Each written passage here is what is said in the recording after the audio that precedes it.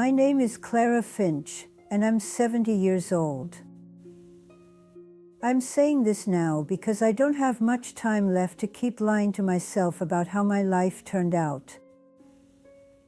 I live alone in a small apartment that smells faintly of dust and boiled tea. The windows face another building, so the light comes in sideways, thin and tired, like it's doing me a favor. I used to think I'd mind that. Now it feels honest. Most mornings, I wake up before the sun without meaning to. That's usually when the thinking starts, and once it does, it doesn't stop. I'm not telling this because I want sympathy. I'm telling it because at 70, you finally see the shape of your life clearly, and you realize how much of it you spent misunderstanding one simple thing. I thought loyalty meant being good. I thought it meant staying. I thought it meant swallowing what hurts so other people wouldn't have to feel uncomfortable. It took me 70 years to understand how often I was just betraying myself and calling it virtue. When you're young, you don't feel time pressing on your back. It feels wide, forgiving.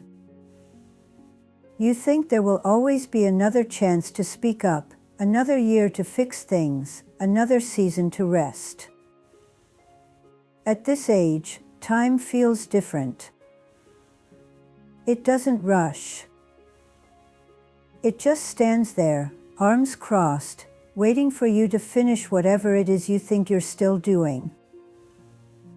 I've buried most of the people who knew me when I was young. The ones who are left remember a version of me that I don't fully recognize anymore. And the person who knew me best was me, and I ignored her for decades. I didn't start out unhappy. That's important to say. My life didn't fall apart in some dramatic way.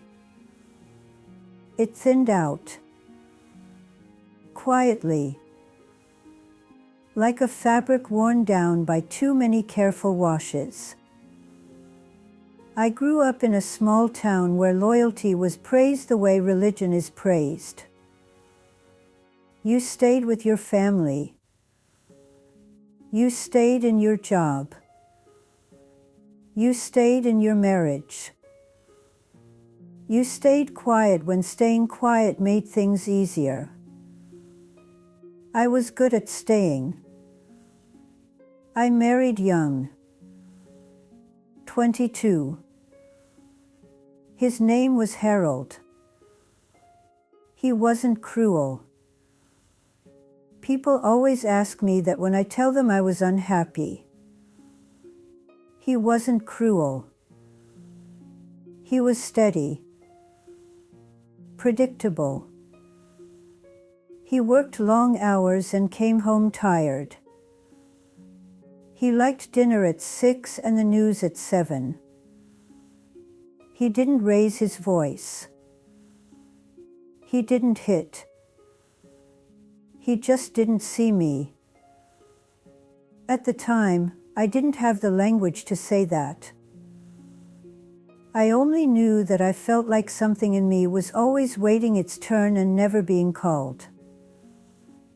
I told myself that was marriage. I told myself that was adulthood. When he'd forget to ask how my day was, I told myself he was busy. When he'd brush past something I was excited about, I told myself I was being silly. When I felt lonely sitting across from him at the kitchen table, I told myself that's just how things settle. I was loyal to the story I'd been told about what a good woman does. I worked as a secretary for most of my life. The kind of job where you're expected to anticipate needs before anyone says them out loud. I was very good at that, too.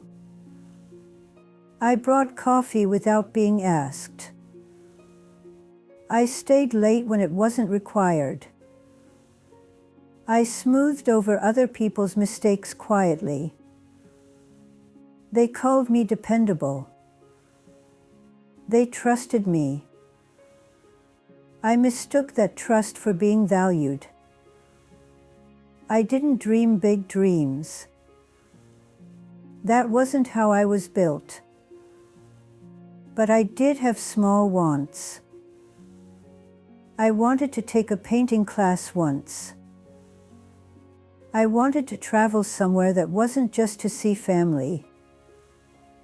I wanted to sit in a room and not feel like I was waiting for permission to breathe. Those wants didn't feel important enough to argue for.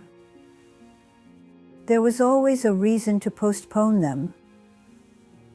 Harold's schedule. Money. Later. Later became a habit. The strange thing is, I wasn't miserable all the time. Life gave me enough pleasant moments to keep me going. Sunday dinners. Office holiday parties. Neighbors waving hello. But the cost didn't show up all at once. It arrived in pieces so small I didn't notice I was paying for it. I missed my sister's art show because my boss needed help with a presentation. I missed a friend's goodbye dinner because Harold didn't feel like going out. I stopped calling people back because it was easier to keep the peace where I already was. Each time, I told myself it didn't matter. Each time, something in me got quieter. I remember one afternoon in my 40s. I was standing in the grocery store aisle, staring at cans of soup, and I suddenly couldn't remember what I liked. Not what Harold liked. Not what was on sale. What I liked. That moment passed. I laughed at myself.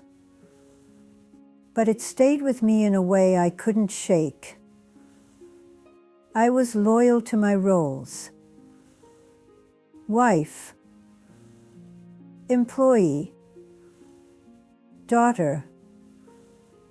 I wasn't loyal to the person inside those roles. My parents aged and needed help. I was the one who rearranged her schedule. I was the one who sat in waiting rooms and filled out forms. I didn't resent them. I loved them. But somewhere along the way, love became indistinguishable from obligation. When my mother died, people told me how strong I was. I nodded and accepted it. Strength, in my life, had always meant silence. Harold retired before I did. He spent his days in the house, watching television louder than necessary, commenting on everything. I learned to make myself smaller without realizing I was doing it. I waited for him to finish speaking before I spoke.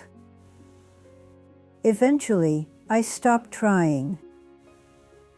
At night, lying next to him, I'd stare at the ceiling and feel like I was standing outside my own life, looking in through a window I didn't know how to open. I never cheated. I never left. I told myself that made me good. The truth is, I was afraid. Afraid of being selfish. Afraid of being wrong. Afraid of discovering that if I chose myself, there might not be anyone waiting on the other side. So I stayed loyal to the life I had, even as it slowly emptied me out. The turning point didn't come with fireworks. It came with a phone call. Harold had a stroke while I was at work. By the time I reached the hospital, he was already gone. The room was quiet in that awful way hospitals get after something final has happened. A nurse touched my arm. Someone asked if there was anyone else they should call. I remember thinking, very clearly, that this was it. This was the end of the story I'd been loyal to for most of my life. Grief came, of course. Real grief. We had built something together, even if it wasn't what I'd once hoped for. But underneath the grief was something else. A strange, guilty relief. I hated myself for feeling it. After the funeral, people stopped checking in sooner than I expected. They returned to their lives. I stayed in the apartment with my thoughts. That's when the quiet became unbearable. Without anyone else's needs to organize myself around, I didn't know who I was supposed to be. I tried to fill the time. Volunteer work. Cleaning. Long walks.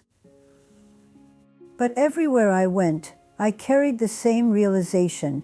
I had given most of my life away in the name of loyalty, and there was no one left to thank me for it. No ceremony. No recognition. Just me and the years I couldn't get back. I thought about all the times I'd said yes when I meant no. All the times I'd swallowed words because they might cause discomfort. All the times I'd waited to be chosen instead of choosing myself.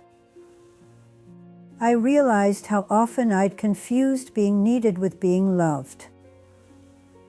There were things I could still do, of course. I wasn't dead. But there were things that couldn't be fixed.